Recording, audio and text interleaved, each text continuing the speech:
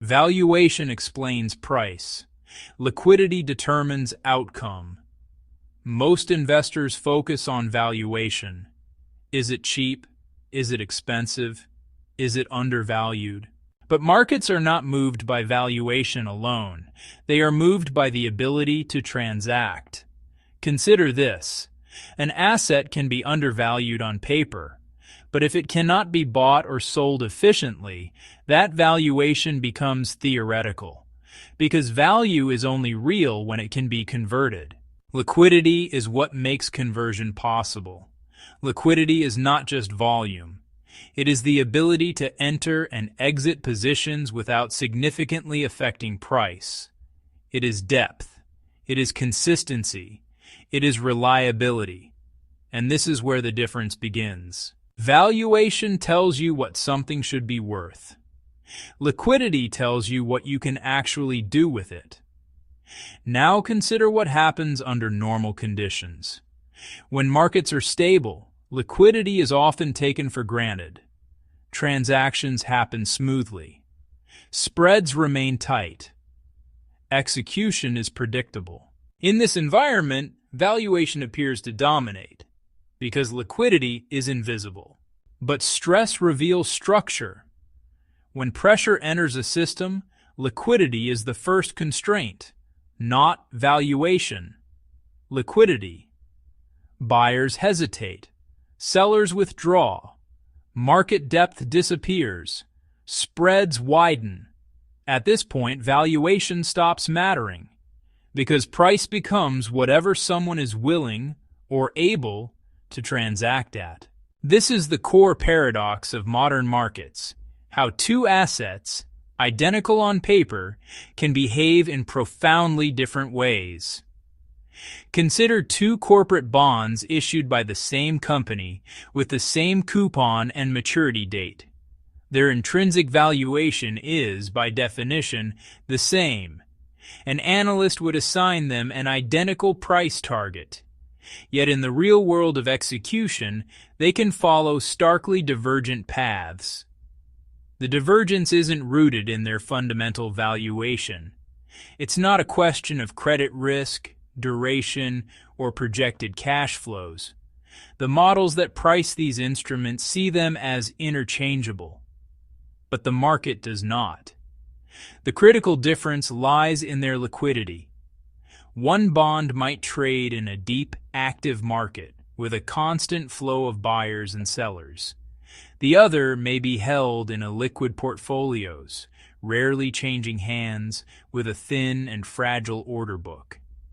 This means one position can be entered or exited quickly at a predictable price with minimal market impact. The bid-ask spread is tight. Slippage is negligible. The theoretical value is close to the realized price. The other cannot. Attempting to sell the illiquid bond means crossing a wide spread, potentially accepting a significant discount, or worse, finding no buyers at all. The order sits, unfilled, a testament to the gap between theoretical value and actionable price. And in moments of market stress, this structural difference becomes decisive. As risk aversion rises, buyers for illiquid assets vanish. The price of the liquid bond may dip, but it remains tradable. The price of the illiquid bond doesn't just fall, its market effectively ceases to exist. The ability to transact becomes the only metric that matters. This same principle explains why large capital must behave differently from small capital. A retail investor can execute a trade with a single click, their order absorbed by the market's depth without a ripple. But for an institution deploying millions, the act of trading itself becomes a primary constraint. Their size means they cannot simply take the market price. They will inevitably move it. Their challenge is not just what to buy, but how. This is the hidden architecture of finance, where the ability to act is as important as the decision itself. The path a trader takes is dictated by the size of their capital. For a retail investor or a small fund, the journey is direct. With a few thousand or even a few $100,000, they can enter and exit positions with surgical precision, moving in and out of the market quietly. They are price takers, executing at or near the quoted bid or ask with minimal friction. Their actions are a drop in the ocean, causing no ripples, leaving the market structure undisturbed. Large capital cannot follow this path. For an institution managing billions, attempting to execute a $100 million order on the open market in one go would be catastrophic. It would signal their intent to everyone, consuming all available liquidity at the best prices and triggering a cascade of adverse price movements. The very act of trading would erode the potential return. Size, without the right strategy, becomes a self-inflicted penalty. So, institutions take a different route. They navigate the market's hidden architecture. One primary path is the block trade, where large quantities of an asset are negotiated privately, off exchange, between two willing parties. This happens away from public view, preserving price stability and ensuring the entire order is filled at a single, predetermined price. It is a transaction built on relationships and trust, a cornerstone of institutional execution. Another path involves sophisticated algorithms. Instead of one large disruptive order, an execution algorithm will break the position into thousands of smaller, carefully timed trades. Strategies like VWAP, volume-weighted average price, or TBWAP, time-weighted average price, are designed to participate in the market over a set period, blending in with the natural flow of orders. The goal is not to get the single best price, but to achieve an average price close to the market's own, minimizing impact by becoming part of the background noise. Without these specialized paths, size becomes its own greatest risk. The need to deploy large capital is constrained by the market's ability to absorb it. This is the fundamental paradox of scale.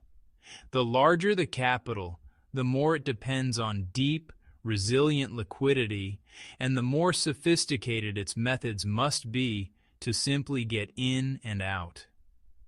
This is why institutional investors understand that returns are only meaningful if they can be realized at scale. Their entire strategy is built not just on what to buy, but on how to buy it, and most critically, how they will one day be able to sell it. Now consider emerging environments. These are markets characterized by rapid economic growth, demographic shifts, and industrialization. For investors, they represent the frontier of opportunity, a chance to participate in the foundational stages of the next economic powerhouses. The narrative is powerful, filled with potential for significant returns as these economies mature and integrate more deeply into the global financial system. In this landscape, clear opportunities may exist. You might identify a well-managed company in a burgeoning sector, with strong fundamentals and a clear path for expansion. On paper, the investment thesis is compelling. Consequently, valuations may appear highly attractive. These assets often trade at a significant discount compared to their counterparts in developed markets. This isn't necessarily because they are fundamentally worth less, but because they carry a higher perceived risk, receive less analyst coverage, and have lower levels of institutional ownership. The result is a valuation gap that seems to offer a substantial margin of safety. But this is where the theoretical value proposition collides with practical reality. In these markets, liquidity may be uneven. On some days, trading volumes are robust.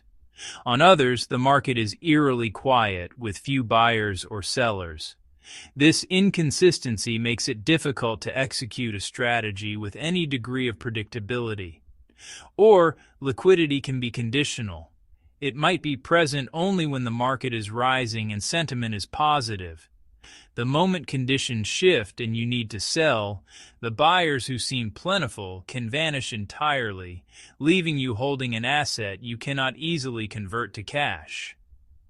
Or it may be entirely dependent on timing.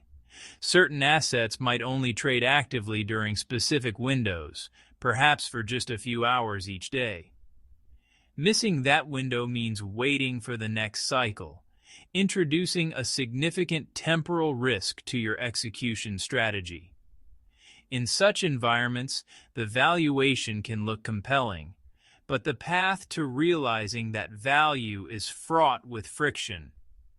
Every transaction carries an incremental execution risk.